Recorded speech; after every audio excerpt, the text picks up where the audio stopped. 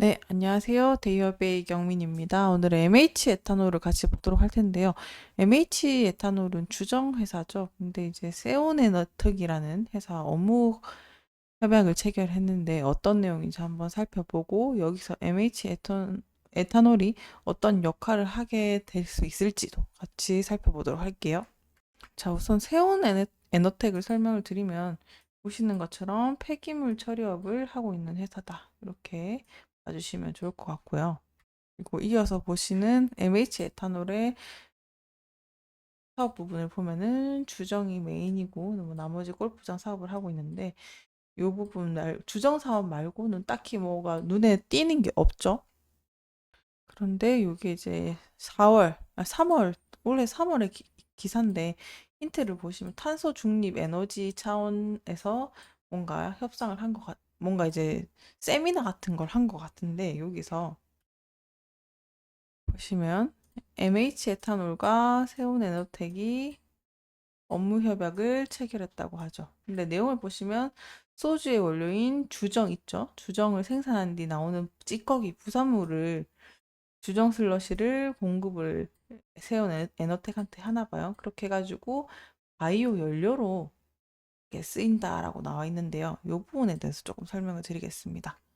이렇게 사업 확장을 위해서 주정회사들도 뭔가 돌파구를 찾아야 되는데 요거는 그래도 가능성 있는 소스라고 생각이 들어서 조금 정리를 해볼까 하는데요.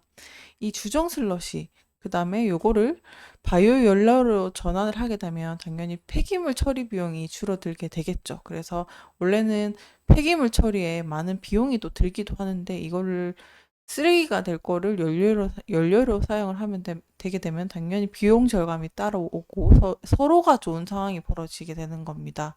그러면 연료도 절감이 되고 특히 바이오 연료 같은 경우에는 화석 연료에 비해서 저렴합니다. 그래서 발전소나 공장 이런 데서 바이오 연료를 사용하게 되면은 연료비를 절감 효과도 따라오게 되겠죠. 보시는 것처럼 바이오 연료도 시장 수요가 계속 증가하고 있기 때문에 요거를 잘 뚫기만 하면 판매 가능성도 있다라고 보실 수 있습니다. 그리고 이런 주정 슬러시 외에도 다른 부산물, 고체 비료나 액체 비료 이런 것들을 활용할 수 있는데 그런 것도 참고를 해두시면 좋을 것 같아요. 오늘의 주제는 계속 주정 슬러시니까 요거 위주로 말씀을 드리겠습니다. 또 더불어서 요렇게 주정 슬러지를 이용해서 바이오 연료로 사용을 하게 되면은 탄소 배출을 또 줄이게 되고 탄소 배출권을 거래를 할 수 있는데요. 이렇게 거래를 해서 수익을 또 얻을 수 있는 구도가 더 이루어질 수 있겠습니다. 그래서 탄소 배출권 시장도 커지고 있으니까 이게 좋은 순환이 찌꺼기를 다른 연료로 대체해서 사용하게 되고 거기에서 또 탄소 배출권도 생기면서 또 수익까지 창출할 수 있으니까 서로가 좋은 구조가 만들어질 수 있다도 그려질 수 있겠죠. 그리고 이제 계속 화두는 환경인데요. 이 환경 규제의 준수에 있어서도 이런 것들을 지킴으로써 경제적 이익도 자연스럽게 따라올 수 있습니다. 그리고 이제 이렇게 이런 상황이 계속되면요. 에너지 자금률에 있어서도 계속 향상이 이루어질 수 있는데요. 에너지 자립도가 높아지면요. 아무래도 이런 자체적으로 공급의 안정성이나 비용 같은 것도 절감을 할 수 있게 되는 상황이 또 벌어질 수 있겠죠. 그래서 어떻게 보면 좀 당장은 매출 실적으로 이어지고 있는 상황이 아니기 때문에 이제 시작 도입의 단계이기 때문에 가능성의 차원에서 알아봤고 매출을 아직 내고 있는 단계는 아니니까 그런 것도 참고를 좀 해주시고요. 그러면은 이 산업에 대해서 전체적으로 또 말씀을 드리게 되면요. 거시적인 핵심 키워드는 이건 것 같아요. 탄소 중립인데 정부 차원에서도 그렇고 국제사회 차원에서도 그렇고 이 탄소 중립에 대한 가치는 뭐 두 번 말하기는 입이 아플 정도로 중요하다는 걸 잘 아실 것 같아요. 그래서 이제 이런 바이오 연료 산업에 긍정적인 영향을 무조건 끼칠 수 있는 핵심 요소가 있는 것은 분명하고요. 그리고 이런 방향으로 갔을 때 정책 지원이나 뭐 이런 인센티브들이 따라올 수 있겠죠. 이런 정책 지원이나 보조금들이 따라왔을 때 만약에 MH 에탄올에다가도 수익성에 영향을 끼칠 수 있고 이거는 가정입니다. 왜냐하면 정부나 국제사회 차원에서 이런 방향성으로 가고 있기 때문에 이렇게 해 줄 수도 있다라는 거를 얘기를 하는 거니까 그 부분은 꼭 염두를 참고해 주시고요. 또 덧붙여서 얘기하면 아까 말씀드렸던 비용 절감이 또 있을 수 있고 또 지금은 시작점이지만 뭔가를 계속 수익성을 내주고 한다고 하면은 뭐 재무나 부채 비율 이런 현금 흐름도 당연히 따라오겠죠. 그리고 이런 거 같은 경우에는 잘 계약만 하면은 안정적인 수익을 또 보장할 수 있는 요소가 큽니다. 그래서 한번 계약을 하게 되면은 장기 공급 계약으로 또 이어질 수 있기 때문에 요 잘 선점만 하게 되면은 이 경제력은 분명히 있다. 그런 것도 참고를 해주시면 좋을 것 같고요.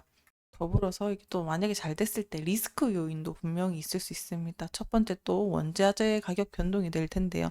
이 비용 구조가 어떻게 되느냐에 따라 또 남게 되겠죠.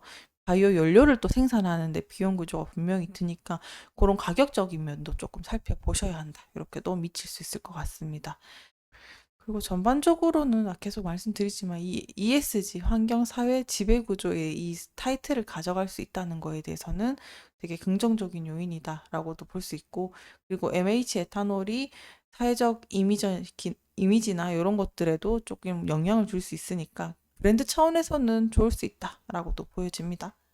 자, 마지막으로 정리를 하면서 재무제표를 보셔도요. 이 MH 에탄올 추정 사업하는 회사는 진짜 무조건 돌파구가 필요합니다. 그래서 저도 자꾸 뭔가를 발견을 하고 이 가능성 있는 걸 자꾸 캐치해서 보라고 하시는 게 요게 또 트리거가 될 수 있기 때문에 그런 가능성 차원에서 빨리 캐치를 하셔라 라는 차원에서 너무 뜬구름 잡지만 그래도 하나라도 조금 정리해서 먼저 말씀을 드리는 게 좋지 않을까 해서 준비를 해본 거고요. 보시는 것처럼 적자를 계속 또 달리고 있고 차트 또한 실적에 따라 동반되면서 이렇게 올해 상반기에도 계속 이어지고 있습니다. 이게 쭉쭉 보시면요. 이 주정 사업 자체가 전체적으로 이제 하향 산업이다 보니까 그림을 보셔도 자체를 벗어날 수 없으니까 요걸로 뭔가 자꾸 대체제를 무조건 발견해야 된다라고도 보여집니다. 그래서 어쨌든 이런 거를 전환을 시키기 위해서는 그만큼에 대한 빠른 선택과 이제 빠른 변모가 필요하다. 거기에서는 또 주정 슬러지가 또 가능성이 있을 수 있으니까 그런 관점에서 같이 살펴봐 주시길 바라겠습니다. 오늘도 시청해 주셔서 감사합니다.